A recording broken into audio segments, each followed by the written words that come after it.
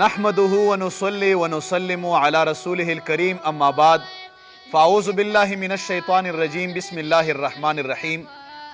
ناظرینو کتونکو څملګرو پوښتنه کړې دو د سجدې د تلاوت په حق باندې. یقینا چې سجده تلاوت او سجده کول دا د الله تبارک وتعالی په عباداتو کې یو اهم عبادت دی او سجده تلاوت دومره ډیر اجر او ثواب لري چې هغې کتابو د هغې ذکر کړی دی چې کله سجده تلاوت په یو انسان باندې واوړي او هغه انسان بیا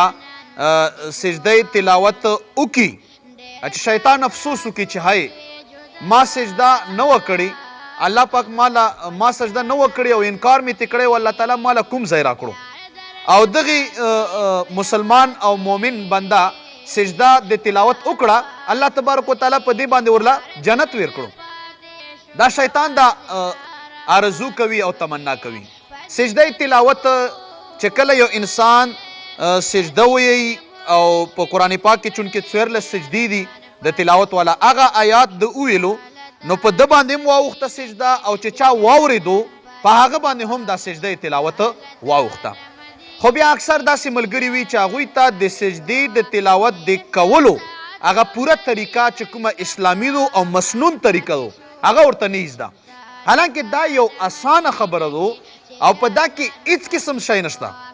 خو ځینې مسله د موږ ملګرو ته د غره ختل ښکاري، حالانکه دا کې ډېر اسانه او عام فهم او یو ساده طریقه یې دو چې یو پیره څوک دا خبره واوریم نو ده به زده شي. او هغه دا چې کله یو انسان سجده تلاوت کوي نو په کار خو دا سجده تلاوت څنګه په ده باندې واوښته چې دی سمدستي ادا کړي، کنی بیا یې ادا کولی شي قضا کېږي نه. دی د مکمل اودس خو به کړی وي او د اوداسه نه بعد دی چې راپورته شي نو دی به ودرېږي جومات کې یا په کور کې مصله باندې چې هر ځای کې وي پاک ځای وي پاک هغه وي نو په دی باندې به دی به داسې کار وکړي چې نیت به وکړي. نیت عربی کې خو ډېر اوږد دی، نویت ان اسجد لسجدة تلاوة القرآن آمنت بالرحمن رضیت بالاسلام متوجها الى جهة الکعبة الشریفة الله اکبر. خو په اسانه پښتو کې چې زه سجده کوم د تلاوت د قرآن پاک او د الله د رضا دپاره او خاص خدای تعالی را مخ مې د کعبې شریفې په لوري الله اکبر غوږونه به ګوتې نه وروړي الله اکبر به ووایي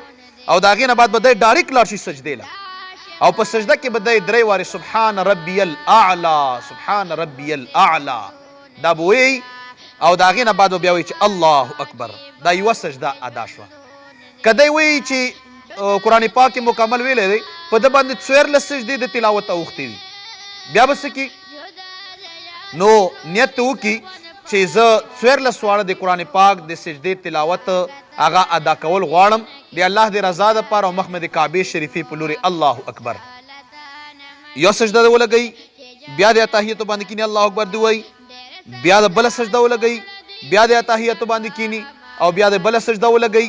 په دغې طریقه باندې دی 14 سجدې چې دی په دا طریقه باندې ادا کړي او دا ځکه رونو فتاوی علمګیري دا لیکلي دي او بیا بهار شریعت هم په هغه باندې حواله ورکړي چې ودرېدل دا مطلب چې مستحب دی. بیا دا الله اکبر په سجده تلاوت کې سنت دی، واپسې کې الله اکبر ویل دام سنت دی او د واپسې کې ودرېدل چې دام مستحب دی. نو چې مستحب عمل شو لہذا یو ځایي یو انسان 14 14 15 سجدې هغه بالکل کولی شي او که چا سره هم نه وي کړي نو هغه د مطلب چې خپل ذهن کې وټاکي چې ما باندې 100 سجدې پاتې 200 پاتې نیت یې په یو ځای باندې وکړي او ټولې سجدې د یو ځای وکړي بس سجده لګوي او په اتحیاتو باندې کښېني. الله زموږ تاسو له په دین کې پوهه را نصیب کړي. آمین بجاه النبي الرؤوف الرحیم.